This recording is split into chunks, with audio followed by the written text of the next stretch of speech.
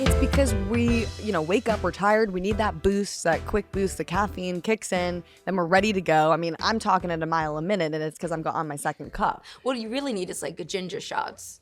That's true. That's true. I do find that if I cut out the coffee for a week or so, I do feel a lot better. But I'm really glad that you said one of the first things that you do when you wake up is drink coffee, because that's what today's episode is about. Right. So thank you. You're welcome. For saying that. What do you know about Starbucks? Give me 5 facts. I used to work at Starbucks. Like my first job coming out of college, moving back to New York, was working at Starbucks. I had like the early morning shift. Had to walk out into in the city when people were walking back home from the club.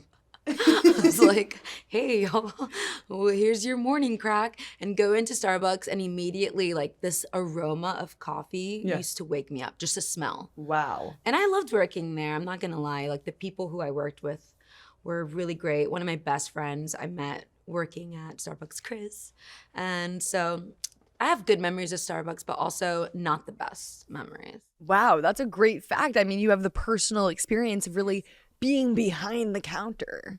So what color apron did you wear? Because my first fact is that Starbucks employees actually have multiple different colors of apron. Yeah, there's like a black one and a green one.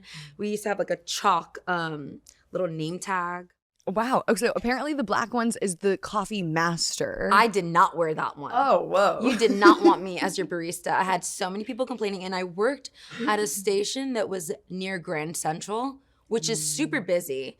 After they realized who they hired, they were like, oh, to the back, girl. They were like, green apron, she goes. Yeah, I was like, register, please. I volunteer. I'd like to welcome people, write down their orders, or stock in the back, which was not the best because there were gallons and gallons of cow milk. Ugh. I used to be like, oh. I wasn't vegan at the time. So you weren't giving people the discount that they so deserve from buying the plant-based milk? I probably was. I probably was giving them the discount because I just didn't charge people for extra shit. That's good, and as you shouldn't. So every employee should be like you. So just because you're not a black belt in coffee, for example, doesn't mean the green apron is, there's all different levels. Black belt. Yeah, you evolve, you graduate with a different apron. Super cool. There's red ones too, apparently. Really? Yeah. Oh, during Christmas? Yes, exactly. Yeah, Christmas time is fun. So what's your second fact about Starbucks? My second fact about Starbucks is they're really confusing. I mean, every time I go in, because somebody wants to go there whenever we're walking about the city, I get so pissed that like their food, like they're like, oh, look, Justina, you can eat something. This has, a vegan meat substitute. And I'm like, yeah, but there's eggs and cheese on there. I can't eat it. So that's frustrating. You don't want to eat it. Yeah. I don't want to eat that shit. No, they really need to be better about implementing at least, come on, like one full vegan. One full vegan option. They have bagels, and I guess you could put guac on the bagel. Listen, I am or oatmeal. Done with the bagels and oatmeal. Yeah, it's like we're in New York, honey. We're not going to Starbucks for bagels. No. Hell no. I do like their chia seed pudding because that's vegan. And they also have the little pouches of fruit, like the strawberry banana pouch. It's pretty yummy, but. Anyway, I don't want to give them credit for we want to support people who are doing the right things, but when you're confusing and you're misleading and you're upcharging, it's really hard to fully support. So, well, what's frustrating about Starbucks is they try to come and make it seem like they're eco-conscious and that they're environmentally friendly and that they're doing good and giving back, and they even have certain stores that are actually labeled and allocated to being eco-friendly. They're called LEED stores. I think there's over 1,600 of them, and they claim to be environmentally friendly, but I'm like, how could you even get that title if you're still serving cow's milk? How did they get that? They have 21% of their carbon footprint comes from dairy milk alone. So anyway, my second fact is that they actually write your name wrong on the cup on purpose. No. Yes, and it's brilliant marketing. When a few... On purpose? I mean, listen, I've gone to Starbucks. I still sometimes go to Starbucks. It's just convenient, but after this episode, I may not.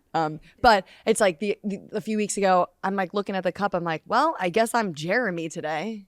What? Yeah. I don't know. For me, I'm sure everyone got on my nerves, and I'm sure I got on their nerves because I just couldn't have the time to write down their name.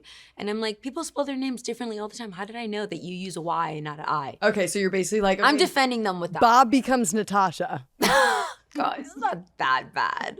And Starbucks, you know, there's no company to feel bad for, you guys. Starbucks they make over $4 billion a year, and they're still charging people for plant-based milk, for charging people that are trying to do the right thing. Yeah, that sounds a little fishy. So guys, yeah, in this episode, we're really going to get into, not only is it environmentally awful that they're doing this, cruel that they're doing this, but it's also discriminatory. It freaking is. It sure dang is. I mean, I don't know the percentage of people, but most people of color have a lactose intolerant. I mean, I feel like everyone, but specifically people of color definitely do.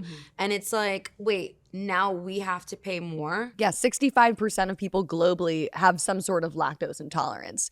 Yeah, I mean, you're just not a baby cow. So why are we drinking breast milk from another mother that's not even our species? I know, but like people just don't know. I grew up, unfortunately, my family could not afford, you know, non-dairy products, nor did they really understand that there were alternatives. You know, my family's Puerto Rican and we're from the Bronx, and I grew up on that clear gallon of whole milk with the red top, and I thought anything that didn't have the red top was like disgusting and like less than. You know what I mean? So it's like we're over here buying this shit that's completely like raising so much more inflammation in our bodies. Like we see it in our families. My family, I'm like, you guys stop with the dairy. Like it makes me sad that if my mom were to go to Starbucks and make that plant-based alternative, she has to pay more. And I know after a while it adds up and she's gonna take the cheaper alternative, you know, unfortunately.